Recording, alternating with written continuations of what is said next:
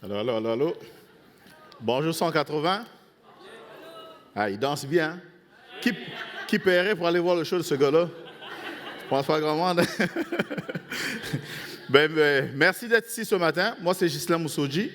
Alors, je suis chrétien ici à l'église 180 et ce matin, Pasteur David m'a demandé de le remplacer. Alors, c'est moi qui vais amener la parole de Dieu ce matin. Pour ceux qui nous visitent pour la première fois, soyez les bienvenus. Alors, bienvenue parmi nous. Et vous n'êtes pas trompé d'endroit. Alors, si vous voulez rencontrer votre Seigneur Jésus-Christ ce matin, mais vous êtes au bon endroit. Alors, ensemble, on va regarder dans les Écritures qu'est-ce que le Seigneur a à nous dire ce matin. Prions. Seigneur notre Dieu, nous te remercions pour cette journée que tu nous donnes. Nous te remercions pour le privilège de partager ta parole et d'apprendre de toi.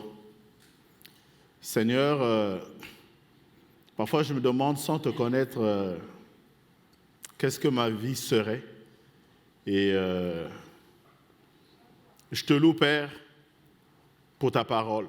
Je te loue, Père, pour tout ce que tu fais pour nous. Merci encore pour ce temps que tu nous donnes en tant qu'Église, de nous asseoir, de réfléchir, de regarder, d'écouter ce que tu as à nous dire, Père. On est tous des nobody ce matin et nous voulons que tu puisses manifester ta gloire dans nos vies à travers ta parole. Bénis chacun de nous ce matin. Que seul ton nom soit glorifié. Dans le nom de Jésus. Amen. Bon, vous êtes là? Dans le fond, moi, quand je prêche, là, j'aime sentir que le monde est là. Excusez-moi, là, c'est ça. Un bon Québécois du Sud, là, c'est ça. Il faut que ça... Hein? Bon, alors, ce matin, on va continuer la série de Nobody. Et comme je disais, c'est une série que je trouve intéressante parce que, dans le fond, c'est un peu ça, de voir des gens qui n'ont pas beaucoup d'histoire et puis qu'à travers ces personnes-là, Dieu se révèle, Dieu se manifeste pour nous servir d'exemple ou de témoignage. Et ça, je trouve ça intéressant. Et honnêtement, là, c'est une série que j'ai suivie attentivement. Parce que, c'est ça, comme je disais, on est tous des nobody, là, et puis Dieu est venu nous chercher, chacun de nous, là où on était, dans des conditions où on était. Puis, regarde, aujourd'hui, on peut lire sa parole, on peut parler de lui, des vrais nobody. Alors, ce matin, nous allons parler de l'officier romain. L'officier romain, cet officier-là, bon, tu sais, parlant de nobody, imagine, on vous dit, ou ce matin, bon, on va parler du comptable québécois. Ça vous dit quelque chose, le comptable québécois? C'est spécial, hein? Bon, on parle de ce gars-là, et puis on dit, ben, l'officier romain. Bon, j'imagine peut-être qu'il était le seul officier romain. Ben, moi, je me suis dit, dans l'armée romaine, il ne pouvait pas avoir juste un officier. Je me dis, dans l'armée, il y a plusieurs officiers. Mais on dit, bon, l'officier romain. Donc, ce matin, on ne parlera pas du comptable québécois, mais on va parler de l'officier romain. Et lisons. Matthieu chapitre 8, on va voir qu'est-ce que l'histoire de cet officier. Alors que Jésus entrait dans Capernaum, un officier romain l'aborda et le supplia en disant « Seigneur, mon serviteur est couché à la maison, atteint de paralysie et il souffre beaucoup. » Jésus lui dit « J'irai et je le guérirai. » L'officier répondit « Seigneur, je ne suis pas digne que tu rentres sous mon toit, mais dis seulement un mot et mon serviteur sera guéri. En effet, moi aussi je suis un homme soumis à des supérieurs. J'ai des soldats sous mes ordres et je dis à l'un pars et il part. À un autre viens et il vient. Et à mon esclave fais ceci et il le fait. Après l'avoir entendu, Jésus fit dans l'admiration. Et il dit à ceux qui le suivaient, petite parenthèse, dit Jésus fut dans l'admiration. Et il dit à ceux qui le suivaient. Tu sais, parmi ceux qui suivaient Jésus, là, il y en a certainement qui disaient, hey, Moi, je suis proche de lui, là, je suis hot, là, je le connais mieux que quiconque. Là, il y avait des gens connus. Là. Quand un premier ministre passe, là, il y a des gens, on reconnaît. Le ministre tel était là, tel ministre était là, telle personne était là. Souvent, quand les personnalités passent, on essaie de retrouver autour d'eux là, les personnes les plus importantes de la société. Alors, lui, c'est ça. Jésus tombe en admiration et il dit à ceux qui le suivaient, les hommes importants, il se tourne vers eux et puis la foule aussi qui le suivait. Il dit, je vous le dis en vérité, même en Israël, je n'ai pas trouvé une aussi grande foi. Puis Jésus dit à l'officier, vas-y et sois traité conformément à ta foi. Et au moment même, le serviteur fut guéri. Ce texte, je l'ai lu plusieurs fois cette semaine et ça m'impressionnait de voir qu'il y avait des gens là qui avaient la foi. C'était impressionnant. Ce matin, à travers ce texte, le premier point, j'aimerais qu'on regarde, c'est croire sans voir. Croire sans voir. Est-ce que c'est possible dans notre société aujourd'hui de croire sans voir? Je pense que chacun de nous ici connaît Yvan Deschamps.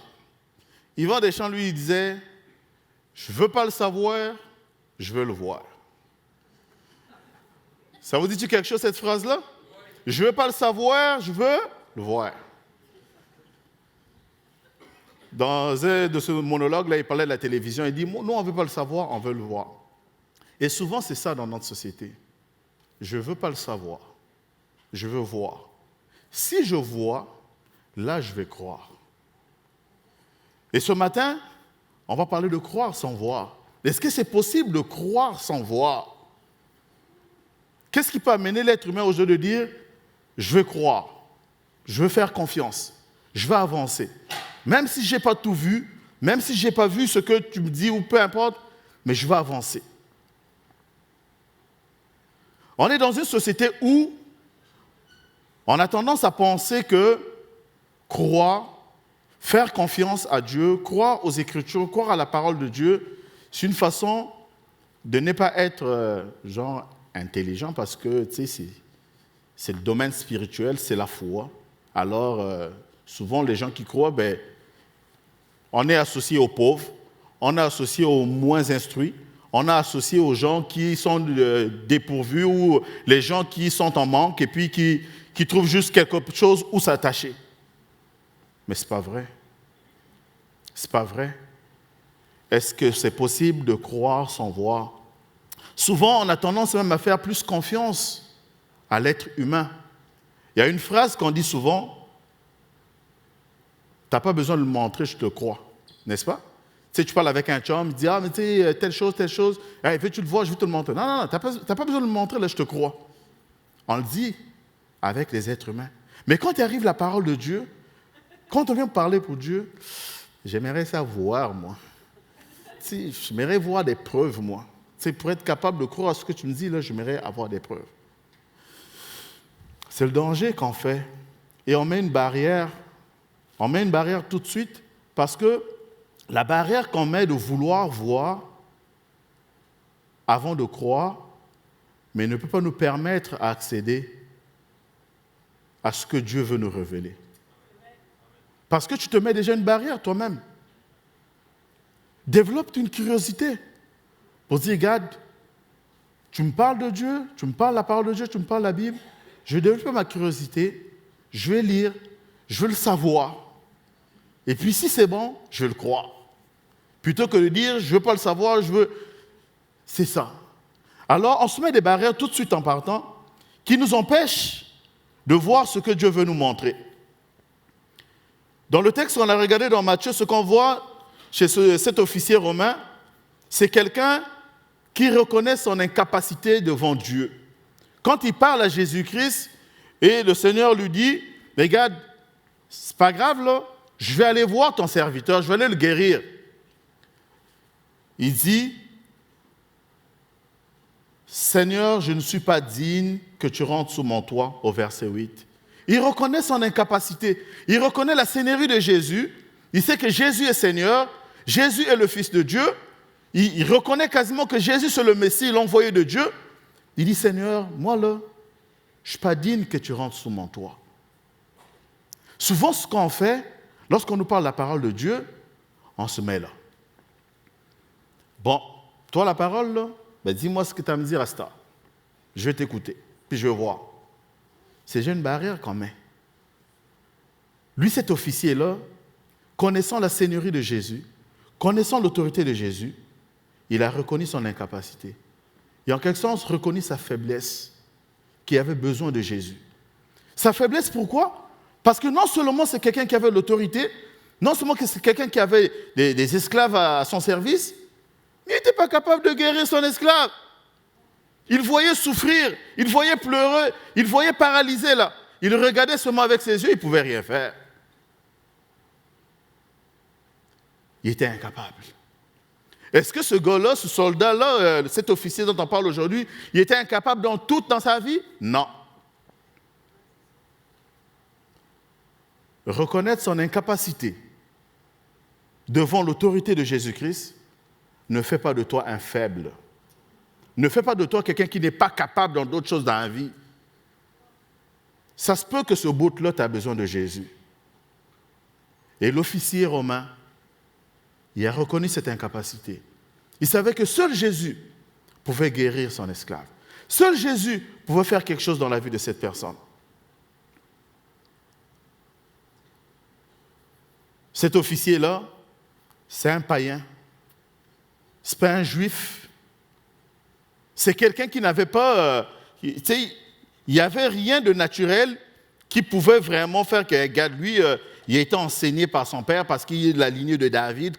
Quand on regarde la généalogie de cet officier-là, là,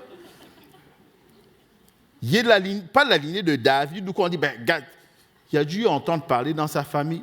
Lui, c'est un païen, c'est un non-juif, comme toi, comme moi. Et ce gars-là n'avait rien de naturel.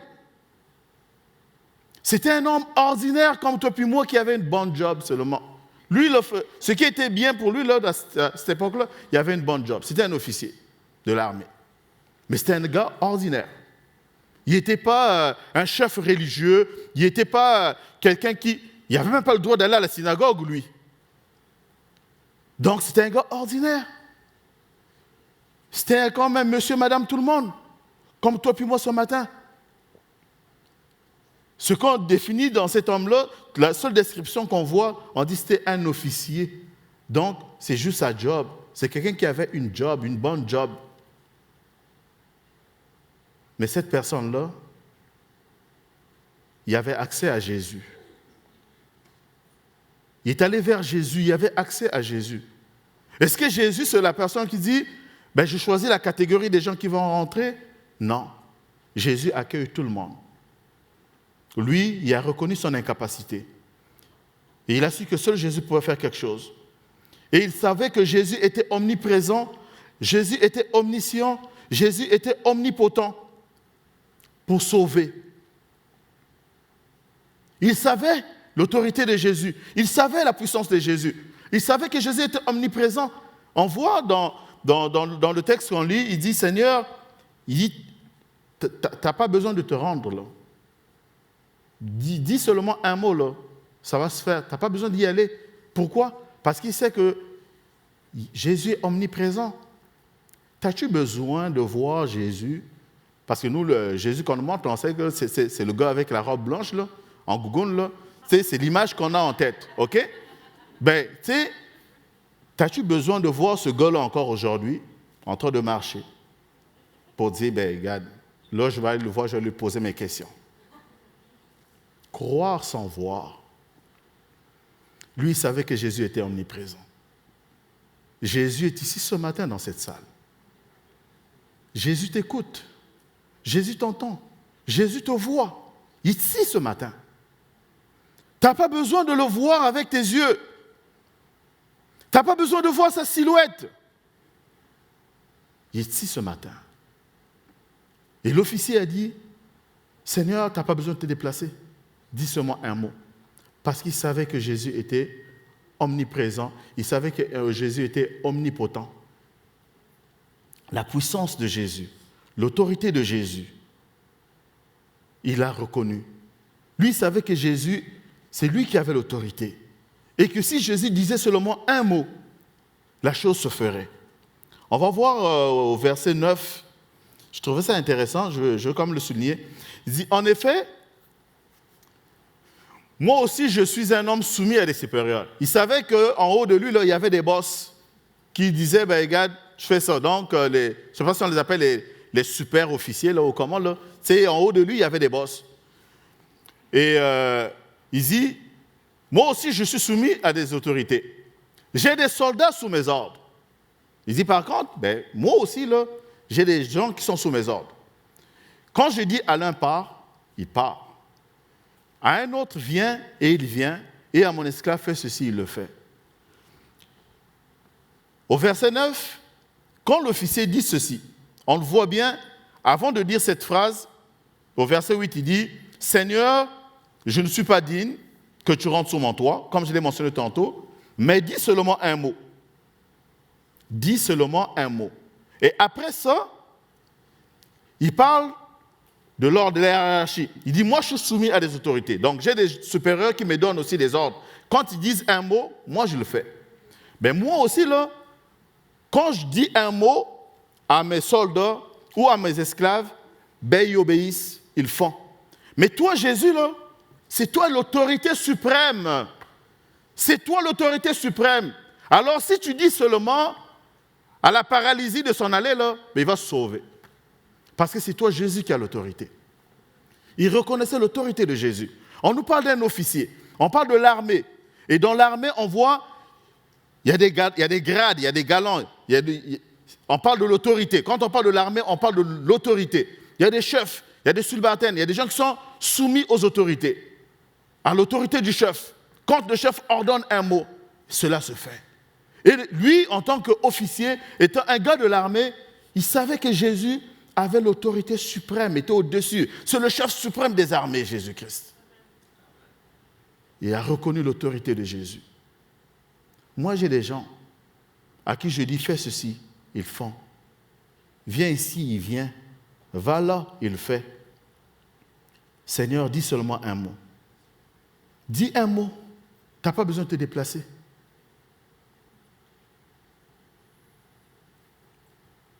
Le miracle de la conversion, le miracle de la foi ne peut pas se produire si tu ne reconnais pas l'autorité de Jésus-Christ. Si tu ne reconnais pas la seigneurie de Jésus-Christ. Jésus est Seigneur. C'est lui le Fils de Dieu. C'est lui le Sauveur du monde. Si tu ne reconnais pas son autorité, tu pourras lire ta Bible du matin au soir. Il n'y a rien qui va se passer. Si tu reconnais l'autorité de Jésus-Christ, tu reconnais qui il est, tu n'as pas le choix de voir que tu ne mérites pas grand-chose à cause de ton péché et que tu as besoin de la grâce de Jésus-Christ pour être sauvé. L'officier savait qu'il avait besoin de Jésus pour que le miracle se fasse dans la vie de son serviteur. Il reconnaissait l'autorité de Jésus-Christ. Croire sans voir, ce n'est pas évident pour nous autres. On aime mieux le savoir avant de le croire. J'aimerais qu'on lise Jean chapitre 20. Thomas, appelé dixième, l'un des 12, n'était pas avec eux lorsque Jésus vint. Donc là, on parle, Jésus est mort, Jésus est ressuscité, puis il apparaît aux disciples. Alors les autres disciples lui dirent donc, « Nous avons vu le Seigneur. » Mais il leur dit, « Si je ne vois pas dans ses mains la marque des clous, si je n'y mets pas mon doigt, et si je ne mets pas ma main dans son côté, je ne croirai pas. » 8 jours après, les disciples de Jésus étaient de nouveau dans la maison et Thomas se trouvait avec eux. Jésus vint alors que les portes étaient fermées. Voyons, Jésus vint alors que les portes étaient fermées, ouais, se tint au milieu d'eux et dit, « Que la paix soit avec vous. » Puis il dit à Thomas, « Avance ton doigt ici et regarde mes mains. Avance aussi ta main et mets-la dans mon côté. Ne sois pas incrédule, mais crois. » Thomas lui répondit, « Seigneur et mon Dieu !» Jésus lui dit, « Parce que tu m'as vu, tu as cru. Heureux ceux qui n'ont pas vu et qui ont cru. » Thomas voulait voir avant de croire. Jésus lui dit, « Non, crois. » Au verset 25, on va retourner au verset 25, on va voir ici notre Thomas. Souvent, une expression qu'on utilise dans notre quotidien, c'est « T'es un Thomas, toi ». C'est un peu ça, parce que Thomas, lui, il voulait voir. Il doutait, il posait des questions, il voulait voir. Et Thomas, il dit, si je ne vois dans ses mains, si je n'y mets pas mon doigt, si je ne mets pas ma main. Alors, moi, quand j'étais à l'école, on nous disait que le si, c'était le conditionnel. Thomas, lui, c'était le gars du conditionnel. Si les conditions ne sont pas remplies, ben just too bad, là, je ne crois pas. C'est quoi tes conditions à toi? Là où tu es, là, c'est quoi les conditions que tu as données à Jésus-Christ? C'est quoi les conditions que tu as données pour ta propre vie, pour ton propre salut? C'est quoi les conditions que tu lui demandes? Thomas avait tant de conditions. Jésus est venu. Sans se rendre compte, Thomas sans se rendre compte, Jésus a accompli toutes ces conditions-là.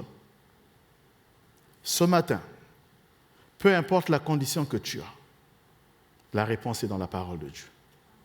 Jésus a répondu à toutes tes conditions.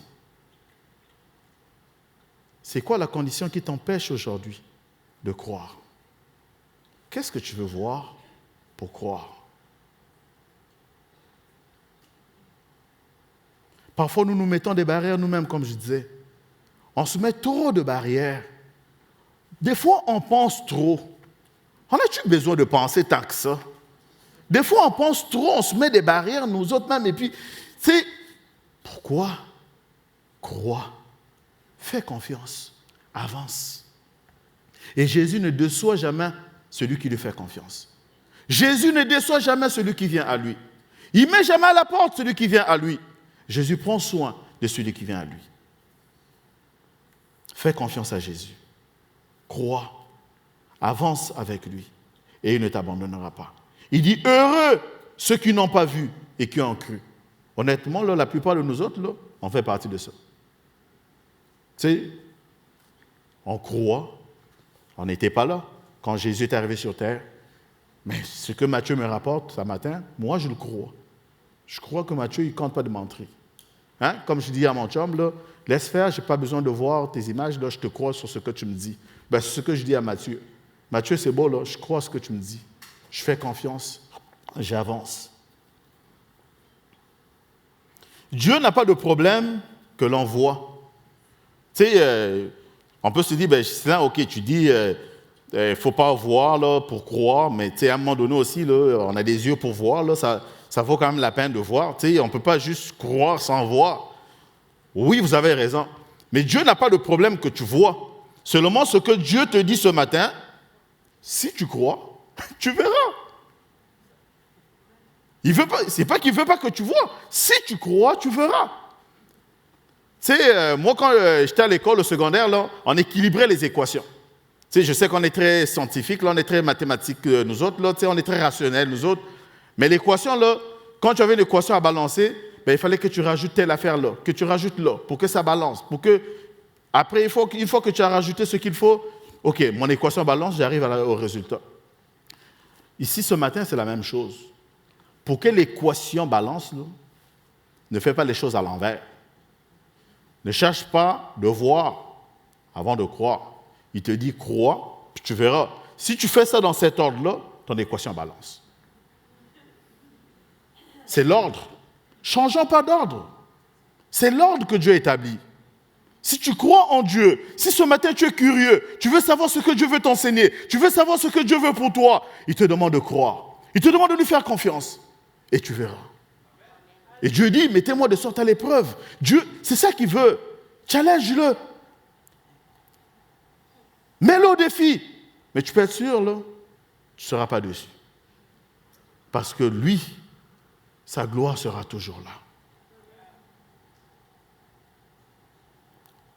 Le problème, comme je disais, ce n'est pas que Dieu ne veut pas qu'on puisse voir, mais Dieu veut qu'on croie avant de voir. Marc chapitre 11, au verset 24, il dit, c'est pourquoi je vous le dis, tout ce que vous demanderez en priant, croyez que vous l'avez reçu et vous le verrez s'accomplir. Encore là, quand tu pries, est-ce que tu vois tout de suite? Non. Quand tu pries, là, ce qu'il te demande, c'est de croire. Une fois que tu as cru en ce que tu me demandes, tu vas le voir. Croire, voir. Et non voir avant de croire. Le Seigneur te demande de lui faire confiance. Le Seigneur te demande d'avancer avec lui. Crois et tu verras. Jean chapitre 11, verset 39. Jésus dit, enlevez la pierre. Marthe, la sœur du mort, donc ici on parle de l'histoire de Lazare. Lazare qui était mort, enseveli pendant quelques jours déjà passés. Jésus arrive, sa sœur lui dit, oh Seigneur, si tu étais là, il ne serait pas mort, tout devait être beau. Je dis, attends un petit peu là, je suis arrivé là, calme-toi. Tu sais, ça va bien aller. Là, il arrive, Jésus dit, enlevez la pierre. Marthe revient. La sœur du mort lui dit, Seigneur, il sent déjà, car il y a 4 jours qu'il est là. Jésus se retourne encore vers Marthe, Jésus lui dit, ne t'ai-je pas dit que si tu crois, tu verras la gloire de Dieu? J'invente rien ce matin. Je fais juste vous transmettre ce que le Seigneur a dit. Ne t'ai-je pas dit que si tu crois, tu verras la gloire de Dieu? Pourquoi tu t'inquiètes? Pourquoi tu te lamentes? Pourquoi tu vires tout à l'envers? Qu'est-ce qui se passe? Pourquoi? Ne t'ai-je pas dit que si tu crois, tu verras la gloire de Dieu? Crois-tu ce matin que Jésus-Christ est le Fils de Dieu? Crois-tu ce matin que Dieu l'a ressuscité des morts? Jésus a le pouvoir de te sauver. Et Jésus a le pouvoir de t'accompagner dans toute ta vie. Fais-lui confiance. Ne t'ai-je pas dit, si tu crois, tu verras la gloire de Dieu. La foi en Jésus-Christ, c'est une relation. Ce n'est pas une multiplication des bonnes œuvres, des bonnes actions. Tu sais, j'en fais tellement que je suis devenu hâte, là, et puis lui, il me voit. Non, mon frère, non, ma soeur, laisse ça. Ça, c'est notre chair qui veut toujours nous contrôler, là. Notre chair qui veut nous montrer que, tu sais, on est hâte, on fait des bonnes choses. Non. Dans le fond, là, si tu crois, tu fais confiance en Jésus-Christ, tu es sauvé, tu crois en Dieu, les œuvres que tu produis, là, c'est des œuvres de la foi. Dans le fond, ce n'est même pas toi qui les produis, c'est Dieu qui les produit à travers toi. Alors, si tu ne vois pas ça de même, si tu vois que tu es hâte parce que t'en fais, mais c'est parce que tu ne crois pas que c'est Jésus qui le fait. Et tu crois que c'est toi. À un moment donné, crois. Crois que c'est lui qui le fait. Crois que c'est lui qui te donne le souffle de vie. Crois que c'est lui qui te donne la force. Fais confiance en Jésus-Christ. Ce n'est pas parce que tu vas en faire plus que tu deviens le plus grand croyant du monde. Ce n'est pas parce que tu vas en faire plus par ta chair que le danger de ça, souvent, c'est ça qui amène. On est sauvé par la foi, par la grâce. Ce n'est pas les œuvres qui nous sauvent. Le danger parfois qu'on peut faire, c'est de penser qu'on est meilleur parce que moi je. Notre chair a tendance à nous amener vers là. De nous enlever la dépendance de Jésus-Christ. Si ce matin, tu as été capable de soulever une chaise à l'église, parce que tu as d'abord eu le souffle de vie ce matin pour te présenter ici. C'est parce que tu as d'abord eu la force que Jésus t'a donnée ce matin. Jésus au centre de tout. Jésus au centre de notre vie. Faisons-lui confiance. Tout ce qui nous arrive, tout ce qui nous entoure, il n'y a rien qui échappe à la connaissance de Jésus-Christ. Il connaît tous les domaines de notre vie.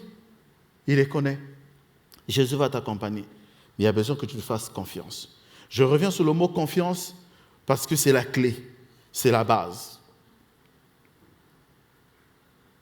C'est la base. Tu sais, une fois, j'avais prêché sur faire de l'Éternel tes délices, il te donnera ce que ton cœur désire. Et pendant ce message-là, tu sais, ce que le Seigneur me mettra à cœur, c'est que souvent, on a tendance à vouloir voir ce que mon cœur désire. Hein? Et on oublie faire de l'Éternel tes délices. Tu sais, le premier bout, là, c'est tough. Faire de l'Éternel tes délices, là, c'est tough. Ce que mon cœur désire. Mais or que faire de l'Éternel tes délices et qui te donne ce que ton cœur désire, va dans le même sens de croire et tu verras. Tu sais, si tu crois, tu verras. Si Dieu est au centre de ta vie, si tu crois en Jésus-Christ comme l'officier romain qui avait un cœur qui glorifiait Dieu, un cœur qui plaisait à Dieu, c'est, la Bible nous dit même que Jésus l'a admiré, il a admiré sa foi, il a admiré ce qu'il était. Tu sais, quand c'est là, quand le cœur est là, ce cœur-là ne peut que désirer ce qui est dans la volonté de Dieu. Tu sais, ça va ensemble. Mais quand ton cœur n'est pas attaché à Jésus-Christ, ton cœur est attaché à autre chose. Souvent, ce que ton cœur désire, là, mais c'est là où il est attaché, la source est là. Alors, parfois, quand on n'a pas de réponse, là, on est découragé, on est déçu. Tu sais, je prie tout le temps pour ça, ça n'arrive pas. C'est qui t'a dit que c'était la volonté de Dieu? Est-ce que ce n'est pas toi-même qui veux juste voir ça? Est-ce que ce n'est pas ton toi à toi qui veut voir ça? Mais là, tu l'imposes, tu le convertis à la volonté de Dieu. Peut-être que la volonté de Dieu que ça ne se fasse pas. C'est ça sa volonté. Mais jusqu'à quel point on peut dire, ça se peut que ce soit la volonté de Dieu que ça ne marche pas de même. Ou que ce soit la volonté de Dieu que je ne puisse pas voir ça.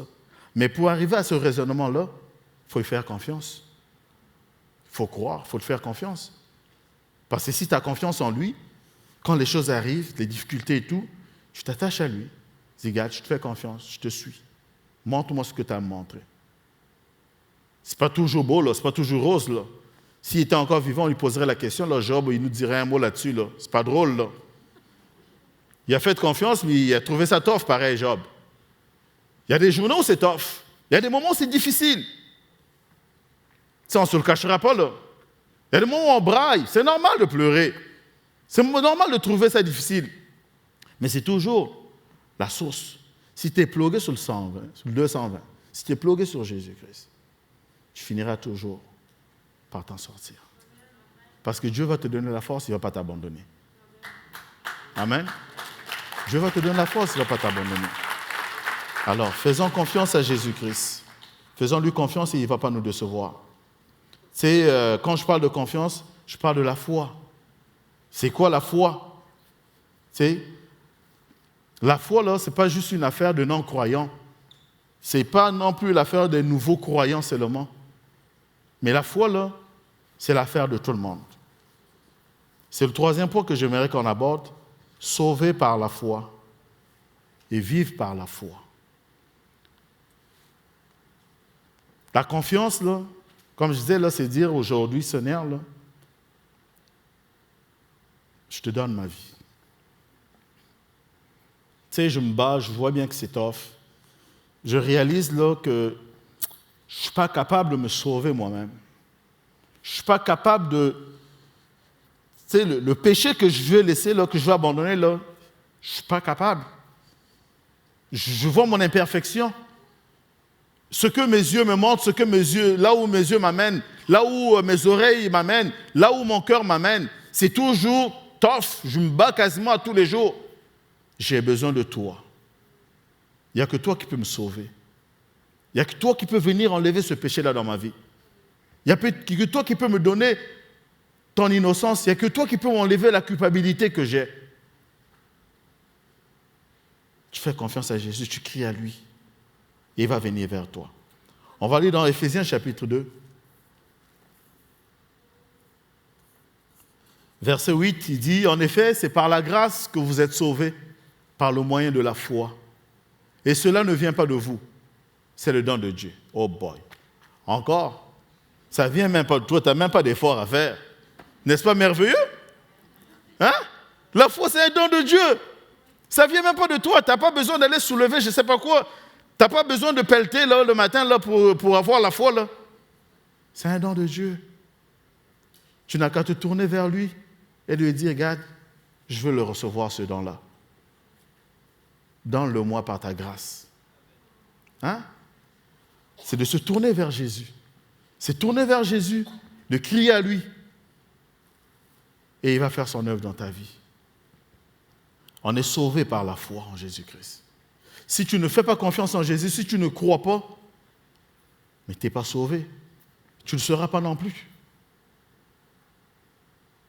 Est-ce que la foi, c'est juste une affaire qui appartient aux non-croyants? Tu sais, c'est la base. Pour qu'ils deviennent croyants, ben, mon frère, là, mon ami, là, il faut que tu crois. Si tu ne crois pas, tu ne peux pas être sauvé. Tu sais, je viens de vous le dire tout de suite. C'est ce qu'on dit quasiment aux gens. OK, parfait. Nous autres, on est sauvés. On encourage les autres à être sauvés, à faire confiance en Jésus-Christ, à avoir la foi en Jésus. Mais une fois que c'est fait, est-ce que la foi s'arrête juste là? Alors, on est sauvé par la foi, mais on doit vivre par la foi. La foi continue. Tant qu'on est sur terre, on doit développer, on doit être en communion, on doit être en contact, on doit faire confiance continuellement à Jésus-Christ. La foi continue. Et on va lire dans Romains chapitre 1, verset 16. Romains chapitre 1, verset 16, il dit, en effet, je n'ai pas honte de l'évangile. C'est l'apôtre Paul qui parle. C'est la puissance de Dieu pour le salut de tout homme qui croit. Du juif d'abord, mais aussi du non-juif.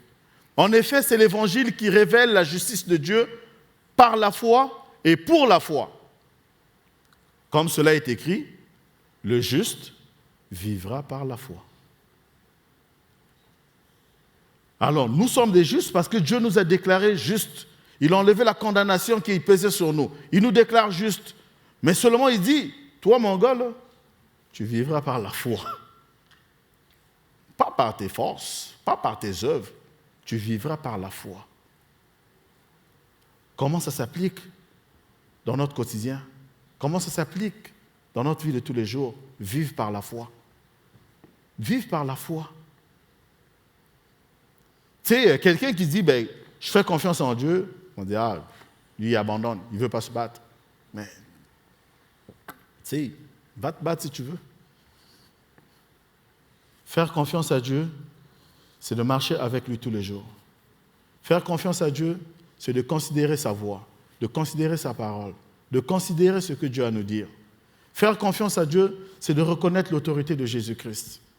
Et si tu reconnais que Jésus, c'est lui le Tout-Puissant, c'est lui le chef suprême des armées, la Bible nous dit que c'est le lion de la tribu de Juda.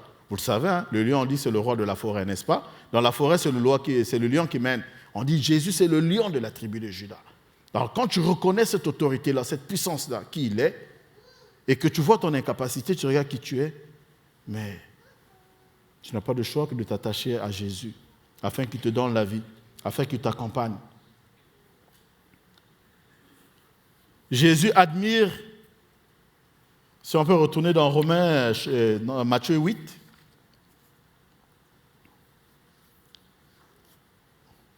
on va voir Jésus qui, au verset 10, après l'avoir entendu, Jésus fut dans l'admiration. C'est quelque chose, hein? Être admiré par Jésus. Hein? Combien de fois, moi, dans ma vie, il me voit et dit, « Boy, Ghislain. » Hein? Il me voit ma journée passer, « Boy. » Ouais. Une chance que je suis mort pour toi. Mais, verset 10, Jésus fut dans l'admiration.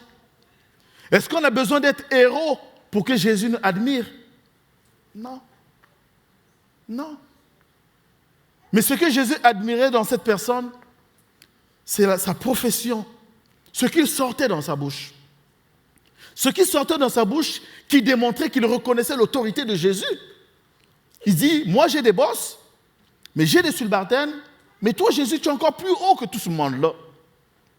Et toi Jésus, tu as le pouvoir de guérir. Avant ce miracle-là, Jésus avait guéri d'autres personnes avant. Il a guéri un lépreux, il a guéri la femme qui avait la perte de sang. Jésus a fait des guérisons avant ça. Et l'officier romain savait que Jésus avait le pouvoir de transformer les vies. Et ce matin, Jésus peut transformer ta vie. Si tu es ici ce matin, si tu n'es pas sûr, Jésus peut transformer ta vie. Te donner une nouvelle vie. Pour que tu puisses marcher avec lui. Que lui, il t'accompagne dans ce que tu as à faire. Qu'il t'accompagne dans ta vie. Parfois, tu te sens seul. Tu es triste. Tu n'as personne. Mais Jésus, c'est le meilleur compagnon. Il y a des gens qui sont bien, beaucoup entourés. Mais beaucoup, là, ça ne veut pas dire mieux non plus. Mais Jésus, c'est le meilleur compagnon. Avec Jésus, tu es bien entouré. Fais confiance à Jésus-Christ. Jésus voyait dans cet homme, dans cet officier romain, une personne qui avait confiance en lui. Une personne qui a reconnu l'autorité de Jésus-Christ. Une personne, Jésus le dit même, il dit, j'ai jamais vu aussi une grande foi. Jésus, il quantifie même sa foi. Il dit, lui, il a une grande foi. La mienne est comment? La tienne est comment? Ce nobody, cet officier romain, a fait confiance à Jésus. Il a dit, tu n'as pas besoin de te rendre. Dis seulement un mot, ça va se passer. Moi, Ghislain, là, si j'étais à sa place, je rencontrais Jésus, là, je sortirais ma liste de prières. Voyons. Je vois Jésus, là, je sortirais ma liste. Mes enfants, ma femme, mon travail, mes besoins, je sortirais ma liste. Mais lui, il a vu Jésus, il a pensé à son serviteur qui était malade. Lui, il avait la compassion pour son serviteur. Il a dit, Jésus, mon serviteur est malade. Je peux être sûr que je ne penserais pas à mon employé, là. Voyons donc. Moi, je vois Jésus, là, oublie ça. Il a pensé à son serviteur. C'est quelque chose pareil. Ça nous démontre comment il savait que Jésus connaissait toutes les sphères de sa vie. Il n'y a pas besoin de les citer là pendant qu'il est là. Je suis fervent de la prière, là, je ne décourage pas la prière. Ce que je veux dire par là, c'est que même quand on prie, Dieu sait ce que nous avons besoin. Et le Seigneur dit même, ce n'est pas à force de multiplier les vaines paroles que vous allez être exaucés. Pourquoi il le dit? Parce que si tu crois en Jésus, si tu as confiance en lui, tu n'as pas besoin de faire des récitations. Tu as besoin de lui parler. Ta prière, c'est ça. Tu lui parles. Je vais terminer pour nous encourager à faire confiance à Dieu, à développer notre foi en Jésus-Christ, à nous tourner vers Jésus-Christ. Vous savez, on n'a pas besoin de voir pour croire. Il y a tellement de choses dans notre société qu'on croit qu'on n'a pas vues. Prochaine image, s'il vous plaît, on va terminer par ça. Lui, est-ce que vous le connaissez? Le connaissez-vous? Bon. Moi non plus, jusqu'à ce que j'ai fait des recherches sur Internet. Cette image-là ne me dit rien. Mais j'ai une question à vous poser. Croyez-vous que la Terre tourne autour du Soleil? Croyez-vous que la Terre tourne autour du Soleil? Soyez pas gênés, là. Moi, je le crois. On croit tous que la Terre tourne autour du Soleil. Et c'est Nicolas Copernic, c'est lui qui a dit. Je savais même pas. Je crois à ce qu'il dit. Prochaine image. Lui, est-ce que vous le connaissez? Ah! Le connaissez-vous? Moi non plus. Ça a l'air que c'est Galilée. Lui, il a dit là, la terre est ronde. Croyez-vous que la terre est ronde? Êtes-vous allé voir? Non, hein? Ben c'est ça.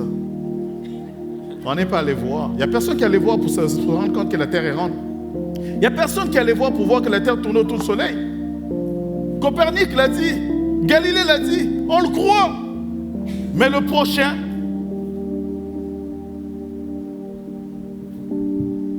c'est Matthieu. L'évangéliste Matthieu. Lui, il nous dit que Jésus a fait un miracle. Il a guéri quelqu'un à distance. J'aimerais le voir pour le croire. Que Dieu vous bénisse.